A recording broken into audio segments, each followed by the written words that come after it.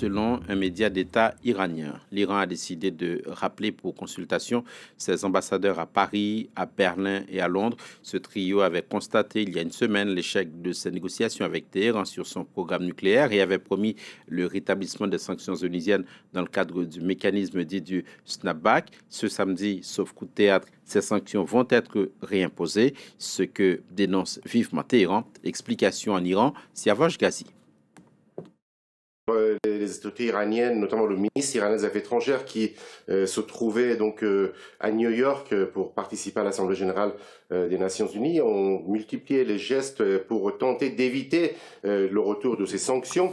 Mais les sanctions vont donc se réappliquer à partir d'aujourd'hui, donc dans le cadre du mécanisme de snapback qui permet le retour des sanctions onusiennes déclenchées par les trois pays européens, l'Allemagne, la France et le Royaume-Uni. D'ailleurs, l'Iran a rappelé ses ambassadeurs dans ces trois pays pour consultation. Autre conséquence, l'accord de coopération avec l'AIOA qui a été signé il y a une vingtaine de jours avec le chef de l'AIOA, l'Agence internationale de l'énergie atomique au Caire, ne sera plus appliqué, ont affirmé les autorités iraniennes. Certains demandent que l'Iran quitte le traité de non-prolifération, même si le président iranien a rappelé hier que pour l'instant il n'en était pas question et que l'Iran ne cherchait pas à avoir et à fabriquer l'arme atomique.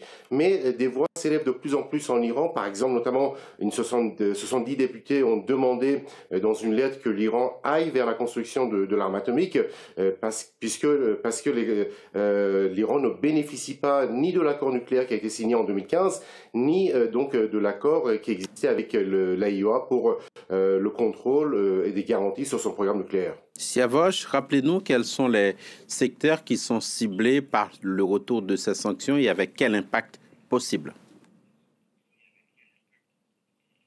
L'effet immédiat, c'est la chute de la valeur de la monnaie iranienne depuis 3 jours, parce que tout le monde pressentait qu'il n'y aura pas d'accord pour éviter le retour des sanctions onusiennes.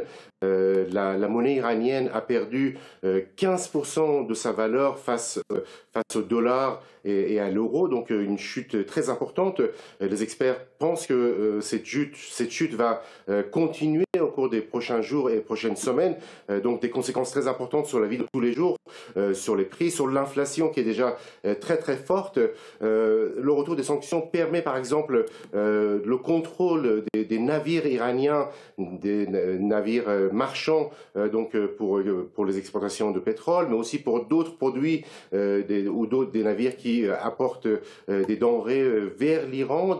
Donc différents pays peuvent contrôler la circulation marine vers l'Iran et depuis l'Iran, donc des conséquences importantes. Cela peut avoir aussi des conséquences économiques très très dures pour le pays, mais également sur le programme balistique et également le programme nucléaire, puisque l'une des résolutions qui va donc réentrer en application affirme que l'Iran n'a pas le droit de faire de l'enrichissement, donc c'est l'enrichissement zéro, et cela peut avoir des conséquences par exemple sur la décision des autorités israéliennes de frapper par exemple de nouveau l'Iran, les sites nucléaires iraniens, puisque ici en Iran tout le monde craint de nouvelles frappes de la part d'Israël pour en quelque sorte finir le travail et détruire tous les sites nucléaires iraniens.